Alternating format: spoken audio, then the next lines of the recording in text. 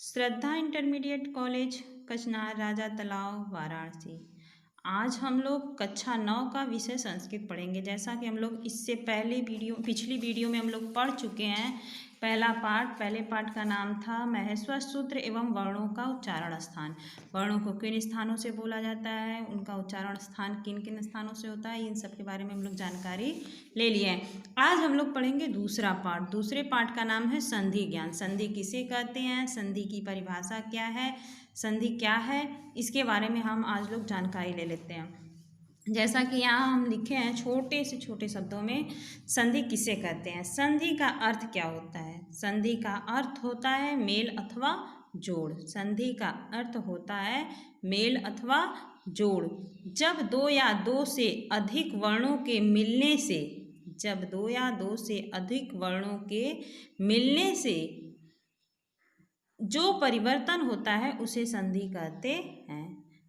इसकी छोटी सी परिभाषा है। संधि का अर्थ होता है मेल अथवा जोड़। छोटी सी परिभाषा है, जब दो या दो से अधिक वर्णों के मिलने से जो परिवर्तन होता है उसे संधि कहते हैं। जैसे यहाँ उदाहरण में दिया है, लिखे हैं क धन स। इन दोनों वर्णों के मिलने से क्या नया वर्ण परिवर्तन हुआ, छत्री छ। और इसी प्रकार हमारे किताब में भी दिया है कुछ।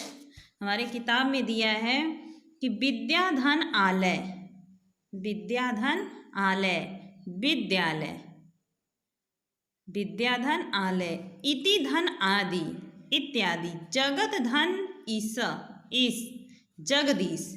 इन शब्दों को यदि शीघ्रता से बोला जाए तो पृथक पृथक अलग अलग उच्चारण नहीं हो पाता है। इन शब्दों को यदि शीघ्रता से जल्दी से बोला जाए तो अलग अलग उच्चारण नहीं हो पाता है। ऐसी स्थिति में उनका मिलजुल कर नया उच्चारण होता है। इस नए उच्चारण में जो परिवर्तित ध्वनि बन जाती है उसे संधि के द्वारा बना हुआ मानते हैं। कहने का तात्पर्य है कि ऐसी स्थिति में इनका मिलजुल कर नया उच्चारण होता है, नया ध्वनि निकलती है। और इस नए उच्चारण में जो परिवर्तित ध्वनि निकलती है उसे ही संधि कहते हैं, या संधि के द्वारा बनाया हुआ माना जाता है।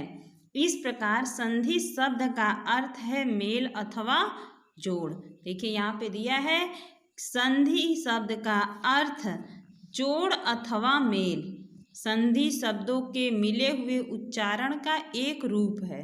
अतः दो शब्दों के मिलने से जो वर्ण संबंधी परिवर्तन होता है उसे संधि कहते हैं। कहने का तात्पर्य है कि दो शब्दों के मिलने से वर्णों में जो परिवर्तन होता है, अर्थात वर्णों संबंधी जो परिवर्तन होता है उसे ही संधि कहते हैं। जैसा कि हमने छोटी सी परिभाषा आप लोगों को बताई थी कि जब दो या दो से अधिक वर्णों के मिलने से जो परिवर्तन होता है उसे संधि कहते हैं। जैसे कि हम उदाहरण भी यहाँ लिखे हैं, क धन स बराबर छत्री छ। क और स मिला तो छत्री छ, नया वर्ण बना। इन दोनों से संबंधित एक वर्ण बना। अब संधि कितने प्रकार के होते हैं, देखिए यहाँ दिया हुआ है संधि के प्रकार। संधि कितने प्रकार के होते हैं, संधि यह 3 प्रकार की होती है। संधि 3 प्रकार की होती है, स्वर संधि, व्यंजन संधि, विसर्ग संधि। ये 3 प्रकार की संधियाँ होती हैं। जैसा कि हमारे किताब में भी दिया हुआ है। किताब में हमारे दिया है संधि के भेद या प्रकार। संधि 3 प्रकार के होते हैं। स्वर संधि को अच संधि भी कहते हैं। जैसा कि कल हम बताए थे आपको महस्वर सूत्रों में कि प्रत्यय कैसे बनता है, तो ठीक उसी प्रकार स्वर संधि को अच संधि भी कहते हैं। जब पहले शब्द का अंतिम स्वर दूसरे शब्द के आदि स्वर से मिलता है तो इसे संधि कहते हैं। कहने का तात्पर्य है कि जब पहले शब्द का अंतिम स्वर दूसरे शब्द के आदि स्वर से मिलता है तो इसे संधि कहते हैं। जैसे देवधन आलय, देखिए यहाँ किताब में दिया हुआ है देवधन आलय। देव का अ, धन आ, आलय का आ बराबर देवालय। देखिए यहाँ पर दिया है अ धन आ बराबर आ, देवालय। ये व का अ धन आ बराबर आ, देवालय। ये हो गया हमारा स्वर संधि। अब इसी प्रकार हमारा व्यंजन संधि देखिए क्या है, दूसरा है व्यंजन संधि। व्यंजन संधि को हल संधि कहते हैं। इसके अंतर्गत सारे व्यंजन आ जाते हैं। व्यंजन संधि को हल संधि कहते हैं, इसके अंतर्गत सारे व्यंजन आ जाते हैं। जब पहले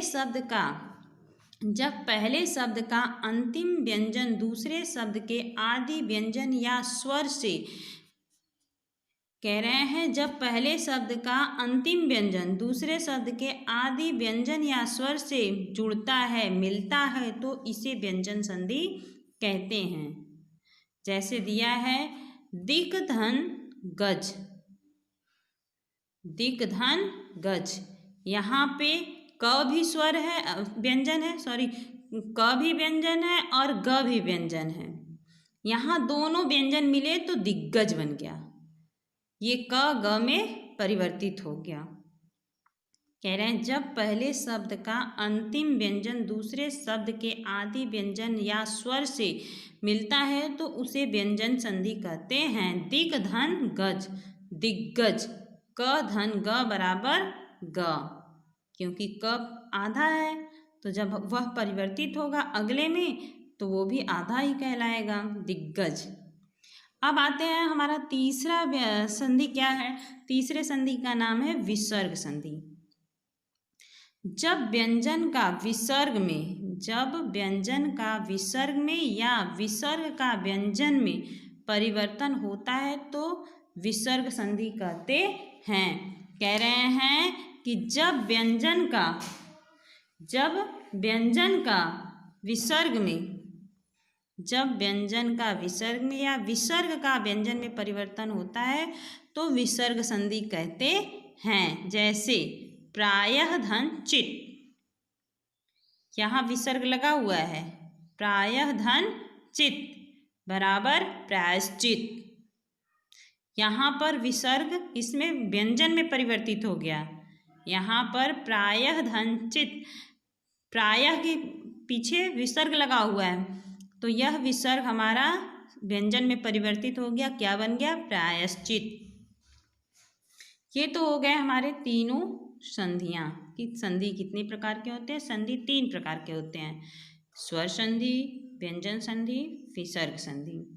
संधि की परिभाषा छोटे से शब्दों में आप लोगों को हम बताए थे कि जब 2 या 2 से अधिक वर्णों के मिलने से जो परिवर्तन होता है उसे संधि कहते हैं। संधि कितने प्रकार की होती है, संधि 3 प्रकार की होती है, स्वर संधि, व्यंजन संधि, विसर्ग संधि।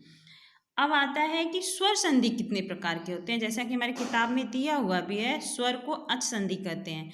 यह कितने प्रकार का होता है तो इसके लिए आप लोग जान लीजिए, स्वर संधि 5 प्रकार के होते हैं। स्वर संधि 5 प्रकार के होते हैं। अब वह 5 प्रकार के कौन कौन से हैं, जैसा कि यहाँ कॉपी में लिखा हुआ है हमारे कि स्वर संधि 5 प्रकार के होते हैं। दीर्घ संधि, गुण संधि, यड़ संधि, वृद्धि संधि, अयादि संधि। ये 5 प्रकार की स्वर संधियाँ होती हैं। ये 5 प्रकार की स्वर संधियाँ होती हैं। अब स्वर संधि में हम लोग देख लेते हैं कि स्वर संधि में क्या है। स्वर अनेक हैं और उनके अलग अलग मिलने के अनुसार अलग अलग संधियाँ होती हैं। कहने का तात्पर्य है कि स्वर अनेक हैं, अनेक प्रकार के हैं और उनके अलग अलग मिलने के अनुसार संधियाँ अलग अलग होती हैं। जैसे दीर्घ संधि, गुण संधि, यड़ संधि, वृद्धि संधि, अयादि संधि। ये 5 संधियाँ यहाँ दिए हुए हैं किताब में, 5 होते हैं स्वर संधि। स्वर संधि आपके 5 हो गए। अब अगला संधि हो जाएगा आपका दीर्घ। तो दीर्घ को हम लोग कल पढ़ेंगे। आज हम लोग बस इतना ही जान लेते हैं कि स्वर संधि की परिभाषा क्या है, संधि कितने प्रकार के होते हैं और उनकी क्या क्या आवश्यकताएं हैं। तो संधि की परिभाषा छोटे से छोटे शब्दों में 2 या 2 से अधिक वर्णों के मिलने से जो परिवर्तन होता है उसे संधि कहते हैं। संधि 3 प्रकार की होती है, स्वर, व्यंजन, विसर्ग। इन तीनों के बारे में हम लोग थोड़ा थोड़ा जानकारी ले लिए हैं। अब अगले वीडियो में हम लोग स्वर संधि में पहला संधि है दीर्घ संधि, इसके बारे में हम लोग जानकारी लेंगे। आप लोग इसको फेयर कॉपी पे लिखते जाइएगा उदाहरण सहित। इसके आगे का हम लोग कल पढ़ेंगे।